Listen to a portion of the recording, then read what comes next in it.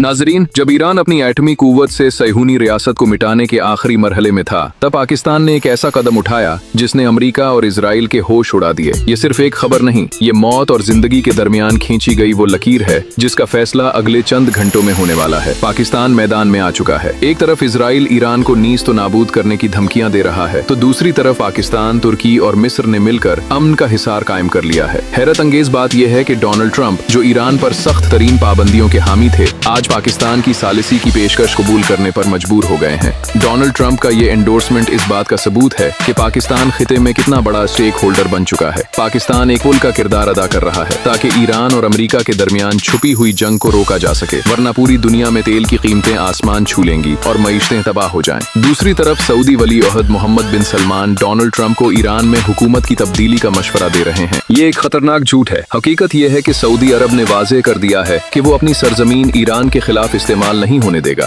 पाकिस्तान और सऊदी अरब एक ही पेज पर हैं, लेकिन कुछ कुव्वतें चाहती हैं कि मुस्लिम ममालिक आपस में लड़ पड़ें ताकि इजराइल का रास्ता साफ हो जाए। हमें इस इंफॉर्मेशन वॉर से होशियार रहना होगा। इस खतरनाक खेल में अब चीन और रूस ने भी एंट्री दे दी है। चीनी वजीर खारजा ने ईरान को साफ पैगाम दिया है कि अमन का जो भी मौका मिले उसे जाया न करें। रूस ने भी पाकिस्तान की कोशिशों में शामिल होने का ऐलान कर दिया है। ये एक नया पावर ब्लॉक बन रहा है जो इजराइल के जारहाना अजायम के सामने दीवार बनकर खड़ा है। इजराइल चाहता है कि मुज़ाकरात सबूताज हों और ईरान का निज़ाम हुकूमत गिरा दिया जाए, लेकिन आलमी ताकतें अब समझ चुकी हैं कि ये जंग सिर्फ ईरान तक महदूद नहीं रहेगी। याद रखिए, अगले चंद घंटे फैसला कुन है। किसी भी वक्त फॉल्स फ्लैग ऑपरेशन हो सकता है। आरामको पर हमला करके ईरान को फंसाया जा सकता है। पाकिस्तान फूंक फूंक कर कदम रख रहा है, क्योंकि ये सिर्फ पाकिस्तान या ईरान का नहीं, पूरी उम्मत मुस्लिमा और आलमी अमन का सवाल है। क्या पाकिस्तान इस नामुमकिन को मुमकिन बना पाएगा?